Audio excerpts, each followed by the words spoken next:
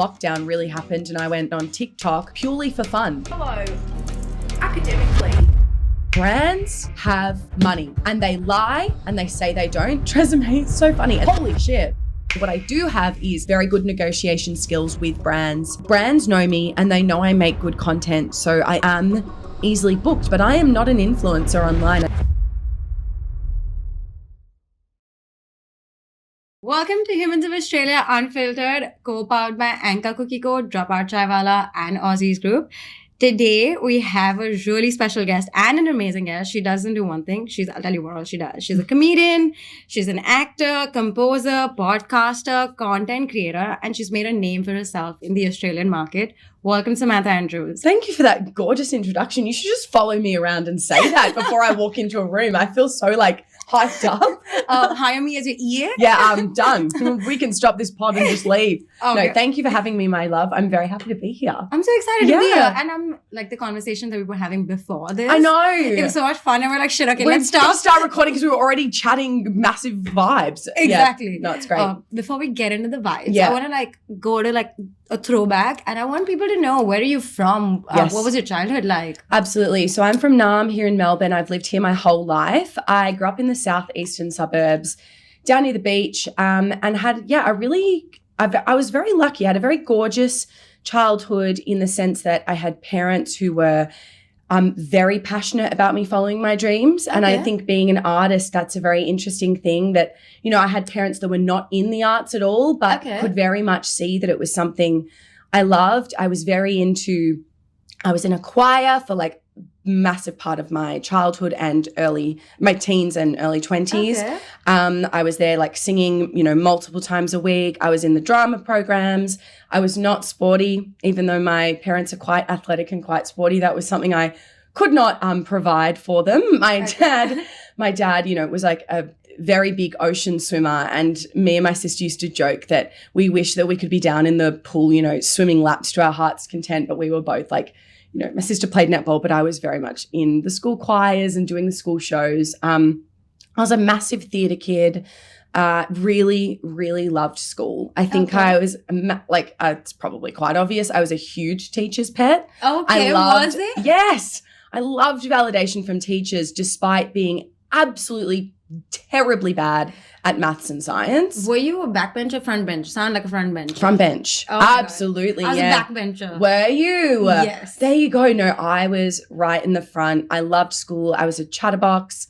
I look back on my childhood and I really go, I was really, really lucky. I really do see that. And often when I talk to my friends, I have this moment where I just go, good God, I really struck gold in how I grew up. And I think it's, whilst every now and again I go, I don't want to say, I wish I'd experienced a few more hardships to toughen me up a bit. But I think I really went into university with this kind of naivety and hope and wonder, because I grew up in a really beautiful family, doing what I loved. Yeah. I mean, we all everyone goes through shit, and high school can be hard. And it wasn't, there was moments where it wasn't the easiest thing in the world, but I don't want to sit here and lie and go, yeah, my childhood was tricky. I'm just really lucky. It's okay to have a good childhood. Yeah. Yeah. Everyone doesn't have a difficult childhood. Yeah.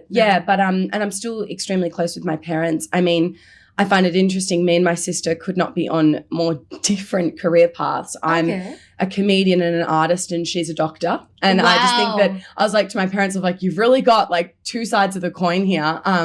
But she's so beautiful. She comes along to my shows and sits in the front row whilst I, piss fart around on stage playing Bart Simpson and Mrs. Claus and singing songs about netball, and she's sitting there being I have a shift in 4 hours, but you're doing really well. Keep reaching down to this mic. I don't need to do that, do I? No, you don't. Perfect. It's going to capture us. Both of us are properly loud people. Yeah. No, when you said that before, I was okay, cool, because I'm going to be the same. I try to not be loud, but I'm just I don't realize that I'm loud. My partner is oh, you're being loud. He doesn't mean it that way, but he's just like weird. And I'm like, oh, I didn't even realize. No. I thought this is normal for everyone. No, I hang around loud people all day, every day. So please. Yeah, as loud as perfect. possible. Nice to meet a loud person. Hell yeah. Yeah. Sometimes when I'm shooting a podcast and the other person's a soft person, I'm like, shit, Sarah, like, you need to tone it down. Or the volume Yeah, you become difference. a chameleon. You're like, anyway, and so for my next question. Yeah, you have to do that. Literally. But getting back to you. So Please. are you saying that choir is how you got into the whole art thing? Yeah. So I was in the Australian Girls Choir and then I worked for them for like quite a number of years after.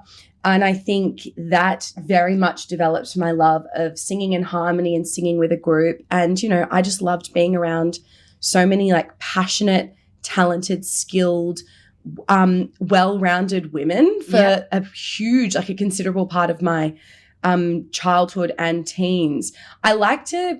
It feels a bit weird to call it a finishing school, but it definitely had the energy of, you know, you came out of choir with a level of presentation skills that I don't think I would have learnt anywhere else. I was very good at, you know, even though it took a bit to do a little bit of the unlearning, which I can talk about in a minute, being a comedian, but I learned how to, you know, stand on my mark with beautiful posture and have a very pleasant smile and be very good interacting with, you know, we did a lot of gigs with high profile celebrities, either doing like backup vocals or performing. Do you know the Qantas ad?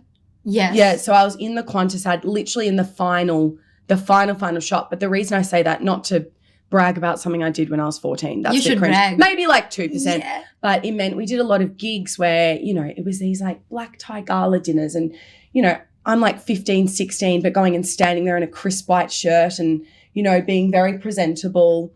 And I loved it. I loved the skills that being in a choir taught me. It taught me about working with others, playing as part of a team. And I think it knocked my ego down a few pegs, which it should, because it wasn't about being the star. It was about, you know, showing up in a group dynamic and singing your part well, but blending with other voices. And I think that was probably good for my ridiculous drama head confidence, you know, like it was good to put me in there and remind me to work with others. And wow, that's quite nice. My experience, because in school we also had a choir, and I was part of it in the back bench, just like not exactly, but I don't know, they were like whoever wants to be a part, like annual day functions that you have. We had annual day and there was like a performance and we used to have these musicals and there was a choir and I was like, fine, I'll be in the choir. I thought I could sing, but I can't. If you hear me sing, your ears will bleed, but okay. Really? Yeah, I'm really bad.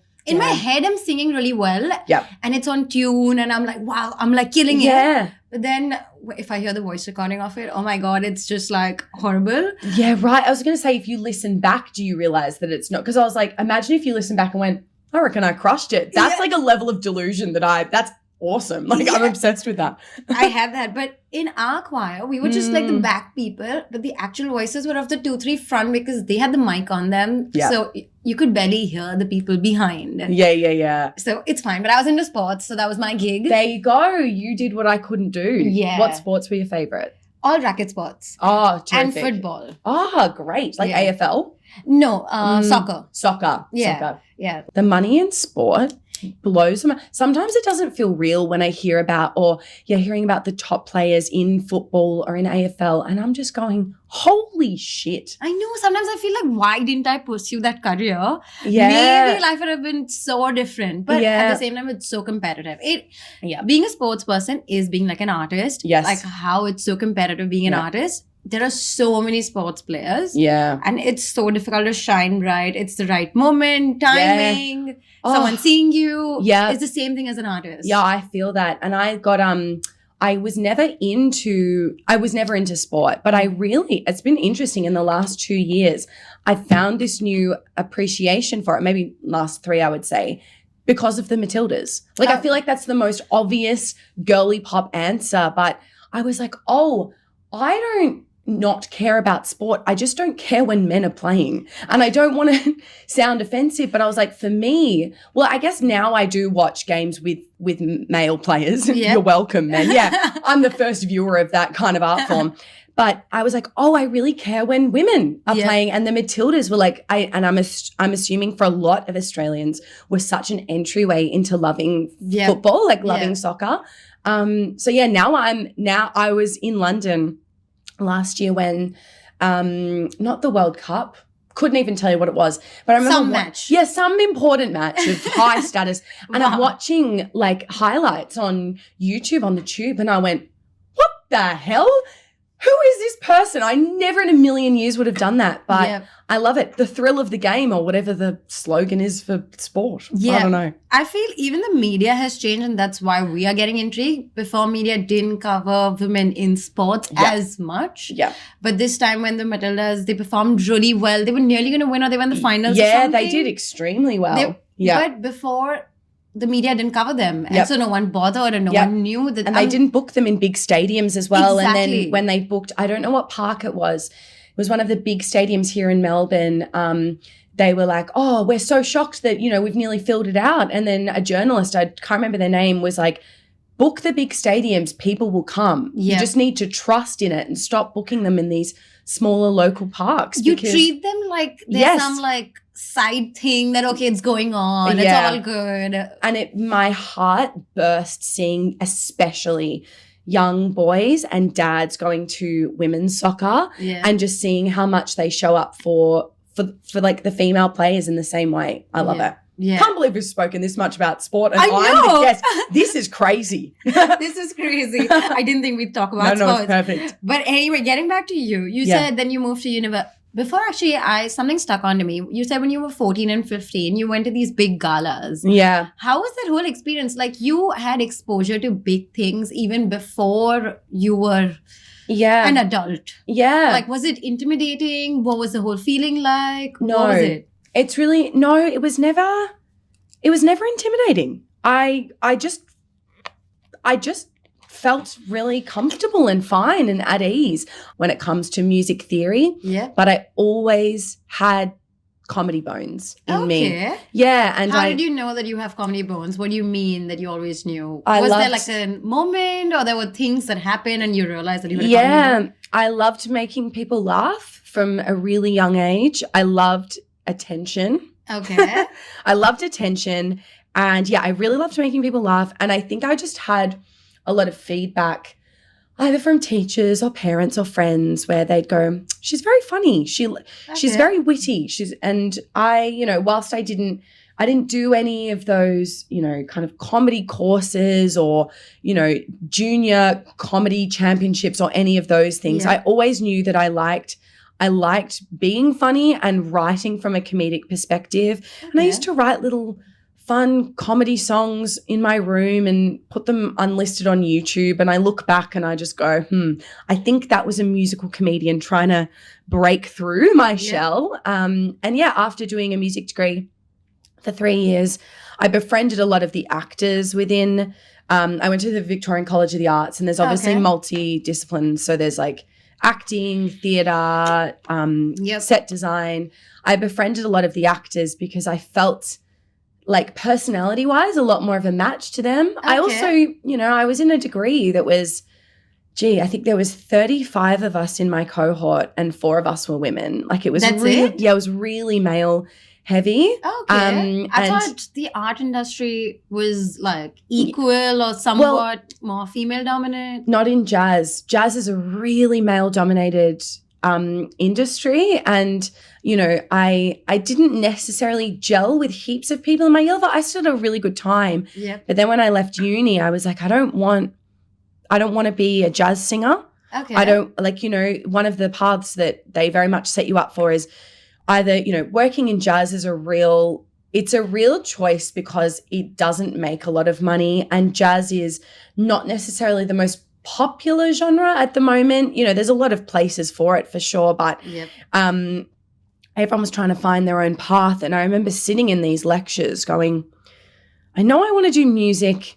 I know I want to make shows, but I don't want it. I think I want them to be funny. And then Okay. now I'm in the career I'm in. Wow. Yeah. There's an assumption that artists will provide their skill or their service for free Yep. because people don't understand that that's what they bill for. So the Yes. amount of times I've had, can you just sing at this wedding? Or can you just sing at this thing? And Yeah. of course, if it's family or friends, hell yeah. Yeah. If it takes it's no skin off my back to get up and sing Valerie by Amy Winehouse at a wedding or at a function if it's for someone I love, for sure. But there is this assumption, or especially if they are looking to pay you, where you look at the fee and you just go, not really. But also I didn't do a lot of, my experience is more in writing and devising my own musical comedy shows with my comedy partner Mel. We're in a duo, Mel and Sam. That's my bread and butter. Yep. Alongside influencing and content creation. But with the whole gigs of it all, it's interesting how it's not. You're completely right. Not completely. I hate valid. when artists are undervalued. Like Same. they're like, so what? Anyone can do it. Yep. If not you, I'll get Yep. another podcaster to do it. And we're Yeah. like, but it's the face value. It's Yep. the interaction. It takes a lot of social battery. Yep. To be here, wake up, look good, and like do all of it. But people are like, God, so what? Anyone else with so many hundreds of people. Absolutely. To be honest, the future is this. Yeah. There's a brand. Yep. A brand cannot become big if there is no one promoting it or coming Yep. with a marketing idea or Yep. the sales or there's a creator. Yeah. And then that's when they need these people. But before, no one valued them. Yeah. I feel this personally, and you've traveled around, right? Yes. Outside Australia. So Yeah. I feel this personally that Australia's a little slow at adapting media channels and influencer marketing Yes. and paying people. But Yes. whereas I know some creators, they make their name out here, but they move to the US to actually make the big bucks. Yeah. What do you think as an artist and an influencer who's so dominant, who's dominating the Australian market? Thank you. Well, it's really interesting. I used to have this was even before influencing. Yep. Had such hard eyes for America. And I think when I was in uni, it's kind of like it's drip fed to you that, you want to go to Hollywood and that's where you want to make it. And I used to imagine, straight after uni, I'm taking a bag and, full like Annie the musical, $3 one bag, one me style. I'm going to New York and I'm making it work. Now with like the political landscape that is America, it falls further and further away from somewhere I want to live and make. Yep. I think the UK is probably my second destination apart from here if I was to work as a comedian and as an influencer. And me and my comedy partner Mel, we're very much building our audience in London and in Edinburgh. We did our shows for the first time there, our first like international tour last year when we did Edinburgh Fringe. At the comedy festival? Yeah, Edinburgh Fringe, Yep. and which is like the really big one, which is referenced in Baby Reindeer for anyone that isn't familiar with it. And if that's a way in for anyone to understand what Edinburgh Fringe is, some people might be You like, should know about it. shut up, I know what it is. Yeah. Which is, for anyone that doesn't know, it's the largest fringe festival in the world. It's incredibly competitive. What is a fringe festival for people who don't know what a fringe festival is? Fringe festivals are an open access festival. So you don't have to have management. You don't have to have a name for yourself. You just have to find a venue, whether it be a pub, a cabaret room, someone's fucking backyard, a circus tent. You just have to find a venue. A lot of them are independent. And if you can find a venue and a time, you're in for the festival. So it's Edinburgh comes alive, same as, I've done Adelaide Fringe before or Melbourne Fringe. Melbourne Fringe is on a smaller scale. Yeah. Melbourne Comedy Festival is big, but your Adelaide Fringe, your Perth Fringe, your Edinburgh Fringe, I've done all of them. The entire city comes alive and is bustling with artists and performers and patrons, punters that come and see a bunch of shows. You'll have shows that are on from 11 a.m. to 4 a.m. It's especially in Edinburgh, there's just so many shows on and, you're out on the street and you're flyering. Yeah. And people actually come? Yeah. Okay. Yeah, wow. But Mel and I, we've been doing our musical comedy stuff since 2020. We've got 4 shows under our belt now. We've really done the Melbourne circuit. Each year we were like new show, new year, new show, new year. And then we were like, all right, I think we're ready for Edinburgh because you want to be ready to go to Edinburgh. It is incredibly grueling. It is hard work.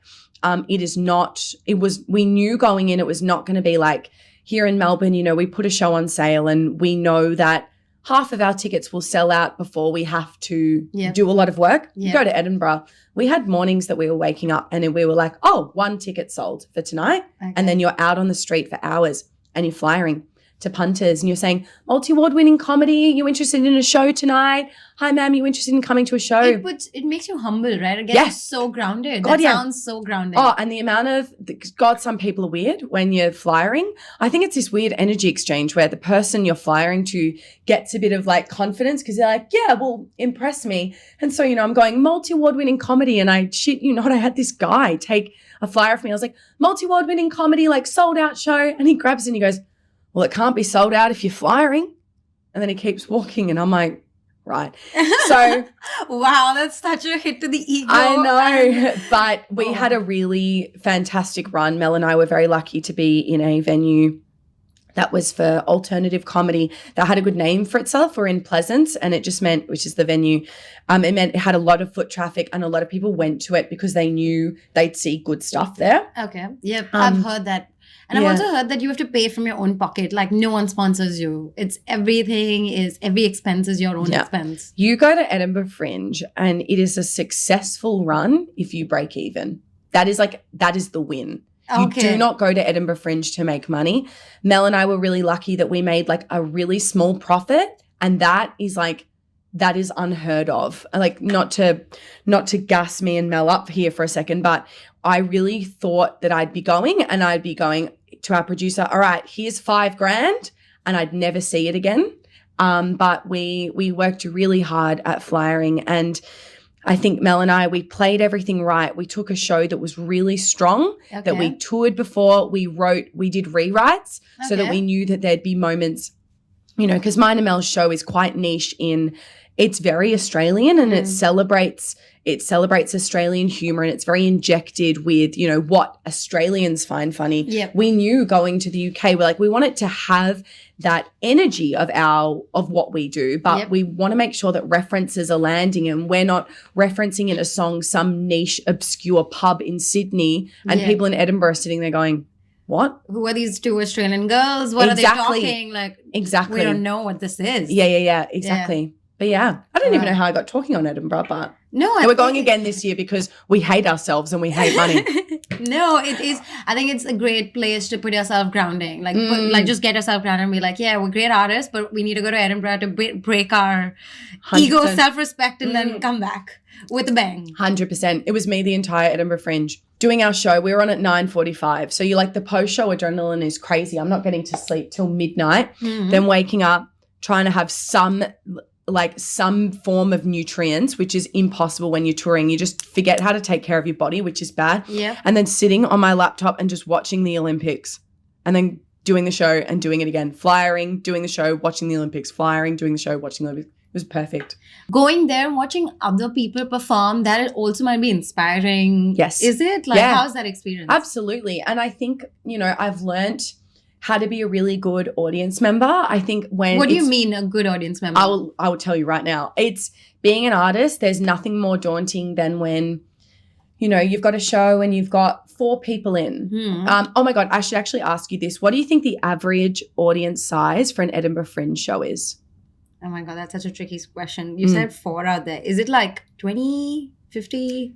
Yeah, 7. What? 7? That's the average. And you've got huge comedians performing in the big theatre in the round spaces. Yeah, 7. It's really common to have 4 or 5 people one night because there are so many shows trying to get your attention from people all over the world. And that is so isn't it disheartening as an artist performing only for 4 to 7 people? You get really good. Ego death is a beautiful thing, and you learn that. Well, one thing that's really important, and I love when I see other artists doing it, which is why I love being a really good audience member, is there's nothing better than knowing you've got artists coming in to see your show, because often they get it and they give you so much and they give you a lot of love, and maybe they're laughing a little bit louder at that joke that isn't quite crisp yet, or maybe they're really giving you a huge applause at the end, even if it wasn't their favorite thing, because we all know how hard it is. Yeah. Audiences are fascinating. Sometimes I think they forget how to be an audience member. Yep. And no one is asking you to laugh at things that you don't find funny. No one is asking you to give a standing ovation if you don't like a piece. But I think sometimes people come in with this really cold energy and they sit in an audience. Bitches. Yeah, they sit in an audience with this. All right. What do you Impress think? me. You think that's funny? I paid for this. You didn't like impress. That is so. And shit. it's really hard because it's an energy exchange, and often I feel a little bit like Tinkerbell, how she says, "I need applause to live." I will still give the exact same performance regardless of if we're performing to 1,000 people or 4, because that's what you have to do as an artist. There is nothing to be said that these 4 people's $20 matters any less than this group of 1,000 people. However, the more that you're getting when you're in a room, the more you want to give, because you feel like there's that permission to, all right.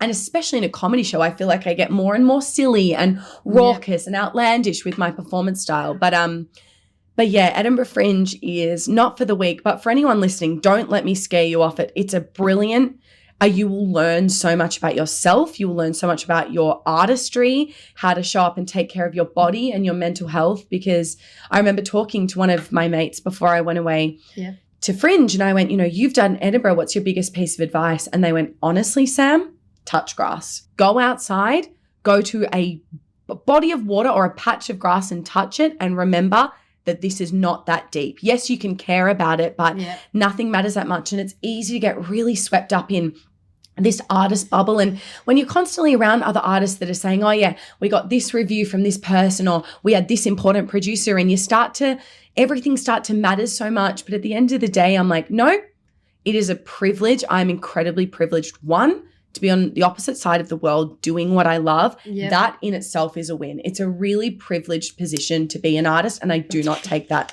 for granted. I love how you're saying this. It's not easy to have this attitude where you are able to take, I wouldn't say failure, but hardship. Yes. So easily. It does hit your self-confidence as an artist when if you don't get a good review, like you get a 2-star review, or there are only 4 people who turn up, or anything. You think a piece of composition is beautiful and it's amazing and it's gonna like hit the chords, but it doesn't hit the chord.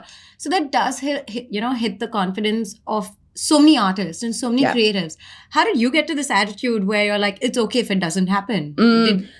I think I'm very lucky that I'm in a duo. Okay. And I have someone to lean on, and I have someone that can hold me to a high standard, both as an artist and as a human being. Like Mel and I we have a mantra that we say to each other, and it's a little bit cringe, but I also think it's very important. We say to each other, at the end of the day, we used to say it when we were first touring, it's just you, me, and a green bag of props. That's how we tour. We have one green bag of props. And I think it's not really about that statement. It's about, as long as we're all good, and we've got our little bag of costumes, nothing else matters. We'll go and leave everything else out on stage. I think Mel is a really big reason that I'm so reflective and grateful as an artist, and I'm constantly trying to be better, because Mel it's a superpower of hers. She's so good at, when we come off stage, going, all right, let's talk about the things that we loved about that performance. And we take a moment to celebrate the small wins, because it's really easy. The second you get off stage to go, oh, I fucked that part. And oh my God, they didn't laugh at this bit. And sorry, I moved to the opposite side of the stage and then I completely forgot this thing. Or did you see that reviewer in the 3rd row? He looks like he hated it. You jump straight to the negative. Mel is so good at, when we come off stage, having a decompression and going, oh my God, we absolutely killed A, B, C, D, and E. And having that level of optimism in a world that comedy can be quite cynical. It's really interesting. Like comedy, of course, like the ethos of comedy is to make people laugh and make people feel joy. However, a lot of comedians are really cynical and have a lot of they really struggle with self-confidence. Like a lot of them can be like one character on stage, but off stage they're completely like really self-deprecating and really hard on themselves. And I think Mel and I have this kind of beautiful like childlike wonder that I never want to let go of when we come off stage, where we really celebrate the small wins. Y'all are like each other's cheerleader. Yes, 100%. I think that's a much better way of saying what took me 22 minutes to just say. So thank you for that. No worries. You can use it in the future. I don't mean waffling on, going, I think it's just, because comedy's cynical. We're each other's cheerleader. Yeah. That's exactly it. What was the first time? Because you said you started with jazz and then you realized that you have this bone of comedy in you. Yeah. What was before you met Mel? What was the first comedy thing that you tried on and you were like, yeah, maybe Sam, I think this is for me. I'm not too bad. I think I can try some more. Yeah, of course. The first show I ever wrote was with two of my very dear friends, Eddie Patterson and Belle Larkham. And we wrote a show called Baby Bye Bye Bye. And it was we wrote it back in 2018. Okay. So it was you feel old? Yeah, hell yeah. It was about being bisexual. Okay. And because it was in 2018, that feels like enough for a show. Now it's like, but what else? But back then, there wasn't a lot of shows, especially in cabaret. It was a cabaret with all original songs that we wrote. Okay. That was about like being non-binary or being female and being bisexual. Yeah. And yeah, when we wrote that show, I got approached by both of them. They're like, we want someone, they were both from the acting stream at VCA, and they were like, we want someone to help us write a comedy show. And we know that you can write music. Are you in? And it's so interesting because I had this offer in front of me and I was like, this is everything I wanted. Yeah, like, wow, this is like the platter that I wanted, and it came to me. Exactly. But my knee-jerk reaction was like, no. Why? I don't know. Because it was something I'd never done before and it felt so foreign and new, and I didn't feel adequately like skilled to go in. But then I just went, no, I feel scared, but this feels like the right decision. And then, we toured that show around Australia, and, we received a lot of critical acclaim, I guess you'd say, for it. And I went, I had this moment where I went, yeah, this is what, at least for now, this is what I'm meant to be doing, writing comedy songs. Yep. And then from there, I was just like, yeah, this is my path. And then we did that show and we did a development of a musical that we wrote together, us three. And that's where I met Mel as well. Okay. I'd met Mel previously, but it's when I really properly first worked with Mel. She played the villain in our musical that we wrote. Okay. And then from there, Mel and I became close. And then Mel and I decided one day right before the first Melbourne lockdown, I remember meeting up on a random patch of grass in Collingwood and sitting with her. And I remember her going, I think I want to write a show. Okay. I think I want it to have music. And I went, well, I could write the music for you. And she went, yeah. And then we went, why don't we write a show together? And then No Play, our first cabaret was born. And then we wrote it basically all through lockdown on Zoom because Melbourne was in lockdown, and our first season was cancelled because of COVID. And then we did Melbourne Comedy Festival in 2021 when Melbourne was weirdly open for like 2 months and then we closed back again. Yeah. And so we premiered that together. And then lockdown really happened and I went, well, I don't have any space to do live shows, so maybe I'll get on TikTok purely for fun, like not as a business decision, not as I'm going to become a content creator. My mate was like, you should go on TikTok. You'd find the sketches funny. And I went, shut up, Alex. You have no idea what you're talking about. Yeah. I wouldn't like TikTok. And then I went on it. TikTok's for kids. So like teenagers. And then I went on it and I went, wait a minute. And then I started posting sketches and they started to do really well. And I went, well, I've got simply nothing else to do other than make banana bread and go on my lockdown walk. So why don't I make sketches? And then started to build an audience online during lockdown. Okay. Yeah.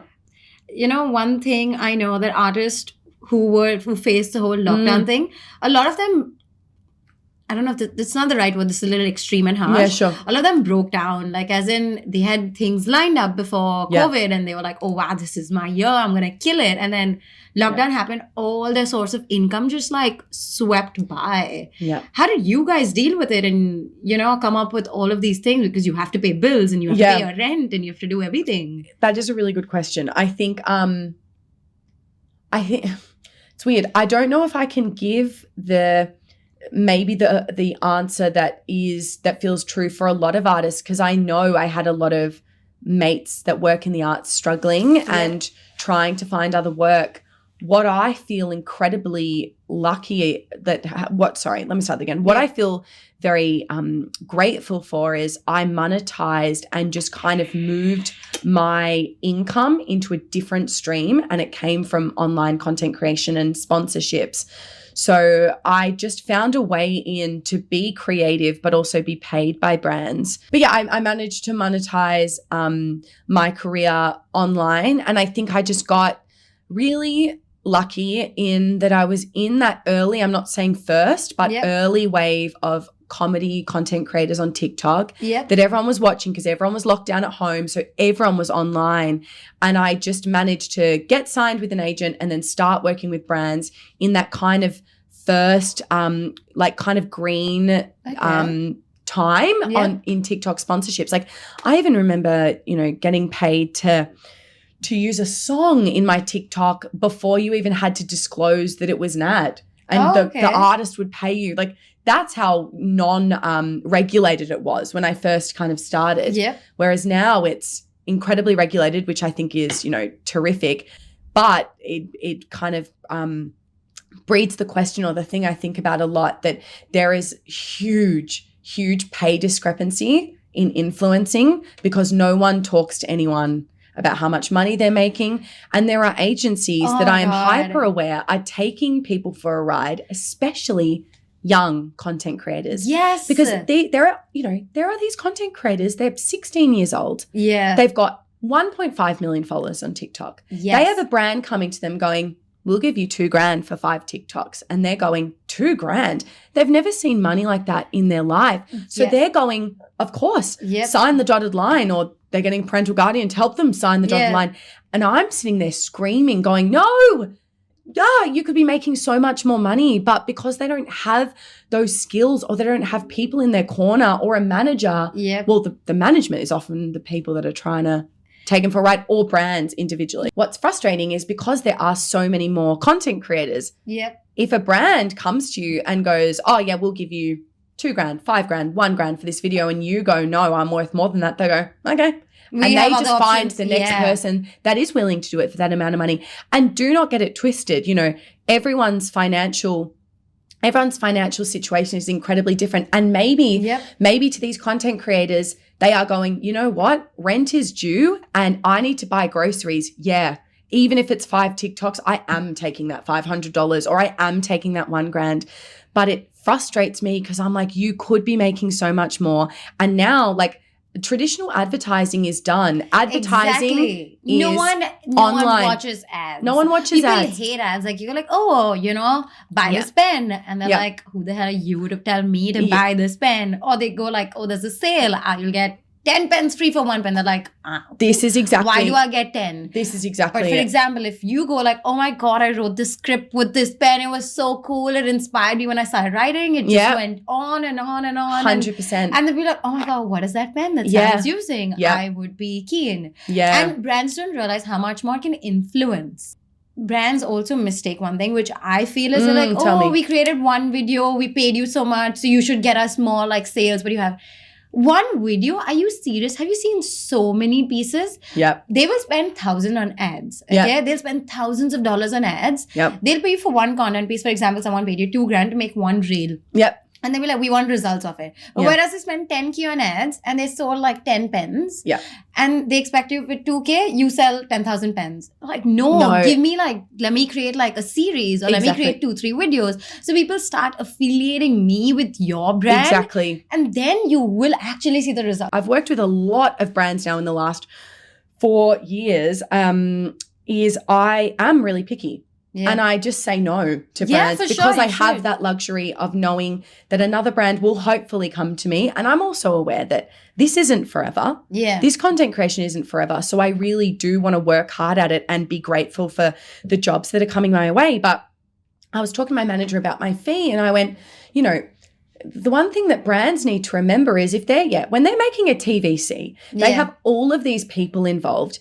When they're coming to a content creator, and often when they're coming to me, I'm going, I am writing the ad, I'm storyboarding the ad, I'm writing the ad, I'm filming the ad, I'm acting in the ad, I'm editing the ad, I'm posting the ad, and then I'm providing you with the analytics of the ad. I'm like the full service wheel production house. So the fee should equal the amount of output that's happening. Exactly. Yeah. But so true. But I think, and you know, if I've learned anything in this industry, and for anyone that is listening that is a content creator or looking to get online or knows someone that is making money on TikTok or Instagram or YouTube Shorts or whatever, brands have money.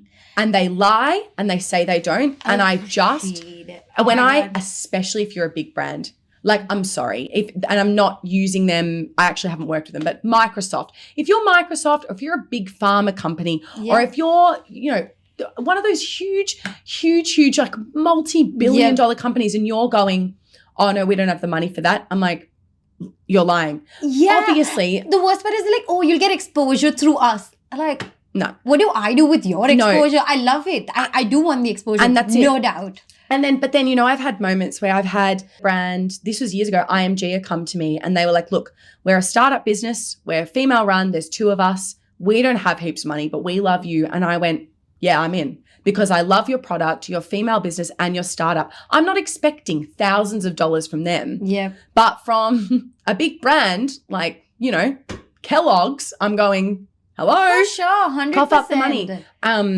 But yeah, it's... No. I think if like big creators support startups, that startup will remember you and it'll try to pay you back however it can. Yeah. Even if it doesn't have the best money resources, it will try to do that. So thank you, Samantha, for being here. Though I'm way smaller than what you create. Of course. But it means a lot that you are here. Oh, thank you. Thank you for having me. Thanks for coming. What was the first pay you ever got? For content creation? Yeah, for content creation. What was the first thing? I remember the first paid job I got was back when you could just use a song on your TikTok and it wasn't a paid partnership. You would just like use the hashtags related to the song. Okay. And I think I got like $400. Okay. Yeah. And I remember being like, oh my God, because I got to do any comedy angle that I wanted or the brief was incredibly lax. It was like whatever works for your channel and for your brand. Yeah. But I remember when that came through my inbox when I first signed with my first agent, I was like, holy shit. Like it was really cool. It was and really you're like, good. wow, I'm going to make heaps of money, $400 coming my way. And you think that's the most money you're creating. 100%. And I even remember when I used, I remember using Tresemme. I remember using Tresemme in a really early video that I did. Sorry? It's a shampoo. Oh, Tresemme the brand. You Tresemme the brand. Yeah. Okay, Sorry, calling it when I used a Tresemme. That's not a sentence, Sam. I thought it was an app or something. No. Yeah. Fair enough. I remember using the brand Tresemme in this video that I just made organically about when you go to the shops and you want to buy a certain type of shampoo and your mum's like, no. And you're like, please. And it was like silly and nostalgic and it was like a comedy sketch. And I remember I bought the bottle of Tresemme in this video. And then I remember the video got, I don't even know, over 1 million views. Yep. And then Tresemme, so funny. And this is no slide on them because I wasn't asking for anything, but they were the first brand to ever send me free product. Okay. And they were like, thank you so much for using our brand. Because they would have been like, hell yeah, that's such an organic marketing of our product that we haven't paid for. But then they sent me 1 bottle of shampoo not that I expected anything more because I shouldn't, you didn't think anything. But it is funny looking back. I'm like, oh my gosh, lol, to think that I got them 1 million views and they're like, here's a bottle of shampoo if you want it. But I say that with no malice because it's not on them to provide me with a PR box, you know? Yeah, Tresemme, please send her a PR box. Yeah. There's bigger things in the world than me not getting a PR box, and I'm hyper aware of that. Yeah. And then how did you start valuing yourself? From $400, I'm so sure you don't accept anything for $400 now. No. You have minimum is this, and then depending whatever their requirements are, it just changes. Yep. I think I'm very good at saying no. I think a lot of influencers, actually, I don't know that to be true. I can't say a lot of influencers say yes to everything because I'm not them. For me, I'm really good at sticking to my morals and also backing myself when a brand partnership doesn't feel right. Okay. Or it feels like performative or it feels like there's just something in the brief that I'm like, I don't really believe in that. Or, I'm very strict with I will never promote a weight loss product. I will never promote gambling. I've got my rules on things that and brands that I just don't want to work with for a variety of reasons. Yep. But I think when I had that kind of epiphany about being a production house and doing all of the steps in, traditional advertising, that's when I said to my manager, I think my fee should actually be this. What I do have is very good negotiation skills with my manager and with brands because, I think I've got a bit of I've got notoriety now where brands know me and they know I make good content, so I am easily booked, but I am not an influencer online. I talk about this often. I'm not an influencer online where I've got 17-year-old girls going, what top are you wearing? Yeah. What's your best perfume recommendation? What songs are you loving at the moment? I think I saw you on the street yesterday. Yeah. Can I get a photo with you? Like, I still have moments of that, but I think I'm a little bit of an it girl for brands. Okay. Brands are really like, we want Sam. And I'm like, if that's the way it's fallen, that's a great way for me to make money. On that, how do you get, like, as I was mentioning about this person that I know of, she's a friend of mine. She has more than 100,000 followers in the last 7 months. Yeah. What advice would you give for her to get brands to notice her? Because a really big brand, I know this brand, I don't want to name it, but that really big brand does so much advertising, like crazy amount of ads. I'm so sure they spend a minimum monthly, like 20 grand on ads because I see a lot of their ads. Sure. But when it came to her, they were like, oh, we can't pay you. We'll just do like a barter, or we'll send you this and we'll create an affiliate link for you. I'm like, that was not fine. She doesn't need to pay her bills. She has a full-time job. Sure. So money is not the... She wants to make sure that brands notice her because she's creating a lot of stuff. Her stuff is niche, okay? It is very regional. It's very cultural. It's very traditional, but it's also lifestyle of different people. And it's related to immigrants and stuff like that. So, but there's so many immigrants in Australia and they'll make a huge difference. Yeah. Well, this is also another thing where I'm like, a brand, if you're listening, have to do so much. I'm assuming she's not white. She's not white. Exactly. Brands I have seen to the difference between white people getting paid. This really sucks. And people of color being paid. This is also something I can't speak on. You know, I recognize that I have immense privilege as a white content creator.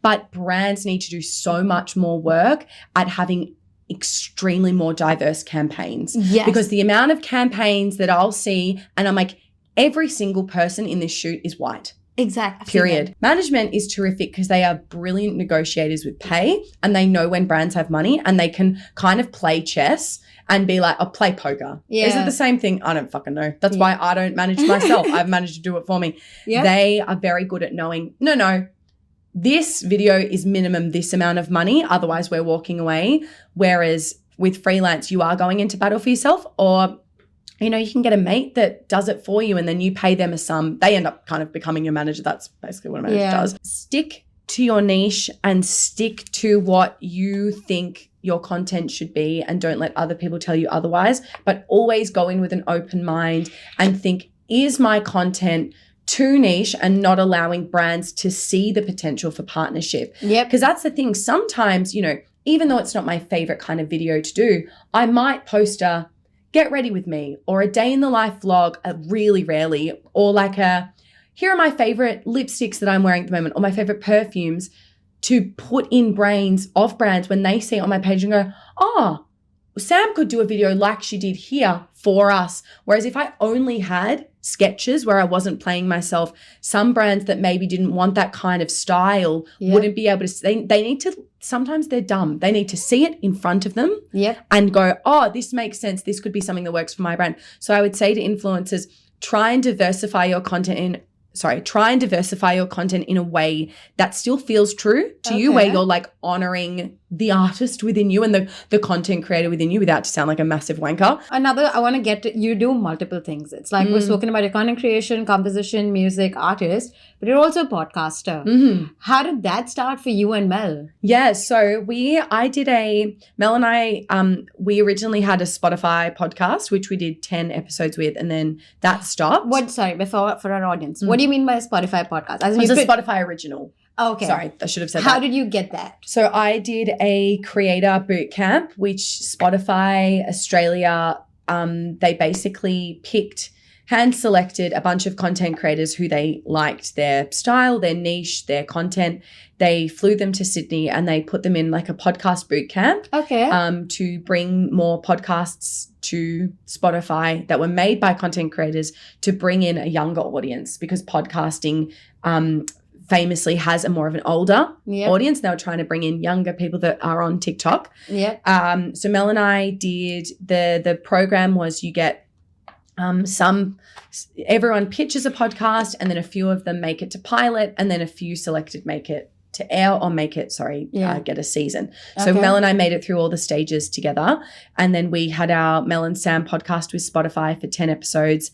And then that was no longer. So we stopped that. And then we were like, for that, we had a bit of a back and forth for a while, being like, we really want to keep making the podcast, but we had to start from scratch. Okay. So then we made our new podcast, which is out now, which is called Ratbag with Mel and Sam, which is follows a similar format, but is different segments, but has, is what a Mel and Sam podcast would be. It's a comedy pod. We've got, what do we do? It's a little bit theatrical. We do some like improv in there. We unpack conspiracy theories. We talk about scary stories. We run a hotline. We've now started interviewing guests as well. Okay. Often at the moment, we're interviewing quite a lot of comedians, but we want to diversify and interview lots of different voices from different disciplines. I'll put the link in the bio. That would be epic. Yeah, Yes. thank you. No worries at all. Is there anything that you do that I've missed? You do so many things. Oh, I'm no, like, you're too kind. No. no? No, content creation, performance, and then I do some screen stuff, but it's not really worth getting into. It's nothing Oh, major. yes, I've seen you acting. Yeah, I do acting as well. Yeah. Yes. How did that happen? Like coming on the big screen and I things like love that. it. I love being on set. I love filming. I love being on screen. I mean, my main screen experience is online series. Yep, I've seen I that. haven't done a lot of TV as such, or like feature films or anything like that. Done a few short films as well, which I love to do. I love it. It's very different to being on stage because you kind of stop starting and you're sometimes recording the scene that ends the entire series first. And so the way you have to... There's no timeline. Yeah, the way you change your brain as an actor and as a performer and be like, all right, this is my character, but my character at the end of the film, and we're filming that first because of scheduling.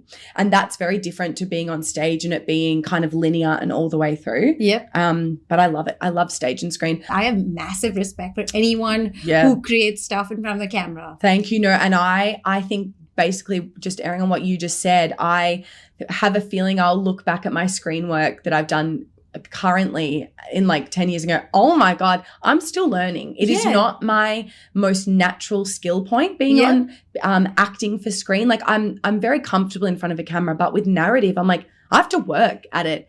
Being on stage feels very second nature, but being in like a narrative TV show or in a short film, especially when I'm playing someone that is quite different to my personality, I have to work. Exactly. I have to think about what I'm doing. It's not the easiest work. And if I don't think about it, my performance will probably be shit. Yeah. And like when it's improv or when there's no script, like how we're chit-chatting today, it's so much easier for me. It's so easy. Yeah. But when it's things are scripted or anything, and I'm like, okay, Sarah, what's the next line? Yes. Expression, eyes, body, everything. 100%. It's so damn difficult 100%. to learn a script. It's crazy. And then the other added thing is the camera being in front of you. Like when you're doing it in front of a mirror or anything, it's okay. It's fine. Yeah. But then the camera, you're like, shit. And Totally. you look so different on camera. I feel this personally. Like when I look in the mirror or when I do anything, and when I look in the phone camera as well, I look different. Yeah. When it comes to like a camera, I'm like, dude, how am I looking like this? Where did this come from? Or what is this? Totally. They say as well, like, when an actor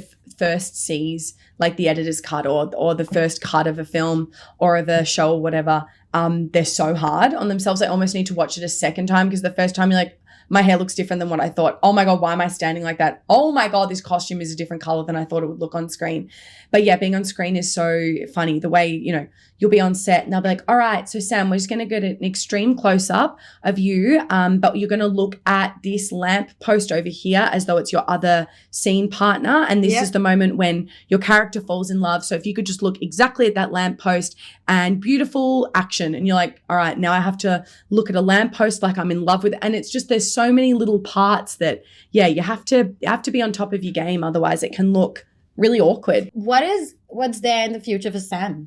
Well, what is the future for Sam? Writing a musical. I'm writing a musical with my comedy partner, Mel. We are writing currently at the moment, it's still in its very early stages, but it'll be a comedy musical. Okay. It's queer, and I'm actually after this going straight to Mel's house to keep writing it, which will be fantastic. Okay. And then what else is happening? You'll still see me online, still hanging out online. I'm like not posting as many sketches as much anymore. I'm more kind of just being myself online, which I like.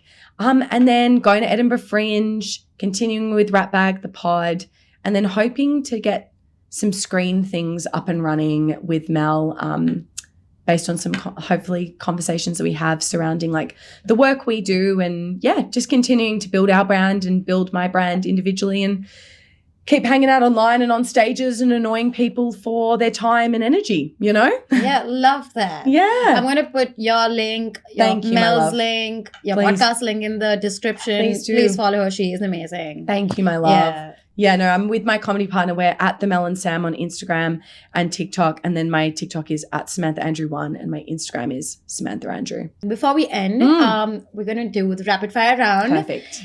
And we have the Anchor Cookie Co and Dropout Chai Wala hamper. Yep. If I like your answers, if they're spicy and nice, you get this hamper. Okay, so I have to be deliberately spicy with my answers? Okay, obviously. cool. Good to Who know. doesn't Okay, cool. love a little bit of controversy and a little bit of spice? Okay, hell yeah. All right. They're fun, easy questions. Okay, perfect. Okay, let's start off with tea or coffee? Coffee. Coffee. What's a crazy fan moment that you've had? I had a bunch of girls come up to me in a park, which is weird. I don't know why I was in a park. I was going to like a picnic. They came up to me in a circle and they were all like, "Are you from TikTok?" And I went, "Yeah, I am." And then one of the girls goes, "Oh, well, I don't follow you." Oh my God. I was like, "Then why are you stopping me in a park?" That was probably one of them. That feels such a gossip girl moment. It was so perfect. I was like, not me with these like 16-year-old girls. I'm like, I'm a woman in a park. This looks weird. I was like, please let me go to my picnic. It was really weird. But that's nice. At least people 16-year-old know you. Yeah, I know. They can be brutal, but hey. Yep. I'm so sure all of us were also brutal when we were 16. Oh, We're yeah. like, what does that influencer think about themselves? 100%. Whatever. 100%. Yeah, so don't blame them. Okay. If Samantha was not an artist, what would she be in a parallel universe? I was not an artist. I think I would probably work in fashion. Okay. Yeah. What? I don't know why. I'm drawn to it. I Okay. love aesthetic and I love pretty things to look at. So maybe Okay. I'd try and find that. Yeah. Okay, I have a great question. What's a fashion trend you secretly love but would not admit? Not on me, but I love bleached eyebrows. I think that it looks so beautiful when people bleach their eyebrows. But a fashion trend, no, I can do this. Yeah. I love pants under skirts. Okay. Yeah. Your face, you're like, what? I I'm don't know. trying to imagine. It's not my face. I was trying to imagine because, you put a story where you were wearing a skirt. So I was like, she wore that skirt and what if she wore pants under there? Yeah. You put some story about a sister's denim jeans or Oh my something. God, that Jeans skirt was bad. No. Yeah. I feel like the people that wear it are bold and they often look really cool. Yeah. And I'm not cool like that. So I'm like, I like that. No, Yeah. I think I like it too. If you could have a superpower, but only for 24 hours, what would it be? I'd like to press a button to have endless money, but I would want another button that like categorizes it and puts it into all of these like little tubs so that I can't be reckless with it. And part of it has to go to like supporting other emerging artists. Part of it can go to family. Part of it can go to charity. But that's how And investment. And investment. Don't forget that. Yeah. Yeah. That would be it. What's the most embarrassing moment you've had on camera or stage? Oh, Mel and I recently in a song when we were in Perth, both at the exact same time, completely forgot the lyrics. Okay. And I can't even remember what we ended up singing, but we both sang gibberish at the exact same time. Okay. Like it was so nonsensical and I have no idea because we knew that song so well, but we both all of a sudden just genuinely sang a line that wasn't English. It was completely made up and we were like, how did that just happen? It's like some force came over us and that because the audience as well looked at us and they were like, what? Like they were so confused. They were like, what language are these girls speaking? 100%. It was pretty bizarre. So that Yeah. would be, that was pretty embarrassing. If your life was a musical, what would be the opening? What would the opening number be called? Oh, that is so brilliant. It would be, the opening song would be called Gotta Get It Done, Can't Stop. A million miles a minute or something like that because I'm so go. I don't know. Okay, love that. Which Disney villain do you secretly root for? Sharpay Evans. Oh, I love Yeah. her. Yeah. She is so, that the hate that she gets, I think she's just a diva that, wanted to be the lead in the School Musical. This other girl was in her way. She's like, no, I put all of my time and energy into these shows Yeah. and I show up with my audition songs and I've got my sparkly little microphone I think she's so justified. Yeah, and she worked all her life for that shit. 100%. So no one in comment, I get it. Like the other one was not bad and she has the artist born. Yep. But you can't take away the effort and time this person has put in. 100%. Or they put in their life. They don't have a 100%. social life because of that thing. Yep. Yeah, I get it. I love that. Hell yeah. If drama were a sport, what medal would you take home? Oh, improv. Improv. Yeah. Okay. I think I'm very comfy with improv. Yeah. Yeah. Yeah. Okay. Last question. One thing you do that screams main character energy. Anytime I like make a meal that I've never made before, I cook it with this energy like I am Martha Stewart or some like high prolific chef. Yeah. That I really dot about in my kitchen with this just like energy that I've really changed the world. You should make a TikTok on this. Do you make TikToks when you're cooking? No, but I'm not a huge cooker. So when I do cook something, I'm not a huge cook, sorry, not huge cooker. That's probably a reason enough. It was lovely. I think you deserve this. Yeah, I was going to say, I was like, imagine if you were like, no, you don't get the show bag. No, you do. Here is my love. yours. What's in it? There is Anka cookie and there is a tote bag and there is some tea from Dropout Chai Wala. Oh, you are a legend. Thank you, darling. No worries at all. Thank you so much for being so unfiltered, so candid, and just yourself. Oh, my absolute pleasure. And thank you for like just feedback for you. Thank you for running such a beautiful interview. You're so easy to chat to. I'm sure many guests have felt very like they can just explode with information and thoughts and vulnerability because you're so vibes to chat thanks. to. Hell That yeah. means a lot. A round of applause for you. Oh, thank you. Don't forget to subscribe and stay tuned for the future episodes. Bye for now. Goodbye. Done.